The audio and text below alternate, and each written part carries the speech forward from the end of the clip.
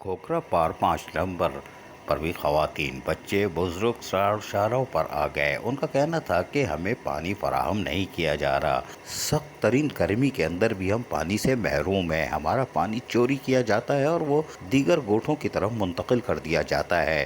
مظاہرین نے شدید نعرے بازی کی اور پرزور طریقے سے احتجاج کرتے ہوئے شاہراہ بلاک کر دی، جس سے ٹریفک کی روانی بھی متاثر ہوئی۔ تاہم اس موقع پر پولیس کی بھاری نفری پہنچ گئی اور انہوں نے مذاکرات کرنے شروع کیے۔ تاہم مظاہرین ہٹنے کو تیار نہ تھے۔ ان کا کہنا تھا کہ پانی جیسی نعمت سے ہم محروم ہیں۔ اس علاقے کو جان بوجھ کر نظر انداز کر دیا گیا ہے۔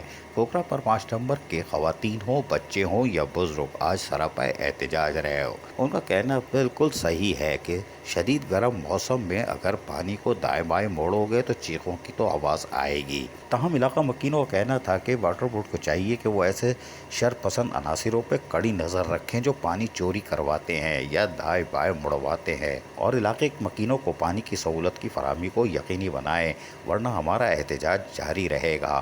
تاہم پولیس کی بھاری نفری بھی پہنچی۔ انہوں نے مذاکرات بھی کیے لیکن حاصل ضرب کچھ نہیں ہوا۔ وہ پلٹ گئے۔ انہوں نے کہا کہ جن کا کام ان کو ساجے، اور خواتین، بچے شاہراہ سڑک پر چیخو پکار مچاتے رہے۔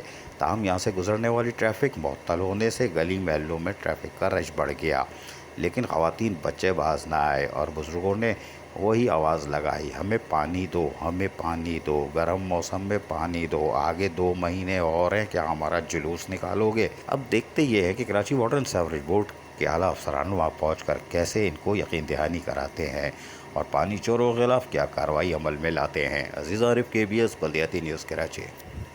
ایسی ہی خوبصورت ویڈیوز فیوچر میں حاصل کرنے کے لیے ریڈ بٹن پر کلک کر کے اور بیل آئیکن کو پریس کر کے ہم سب کے سبسکرائبر بننا مت بھولیے۔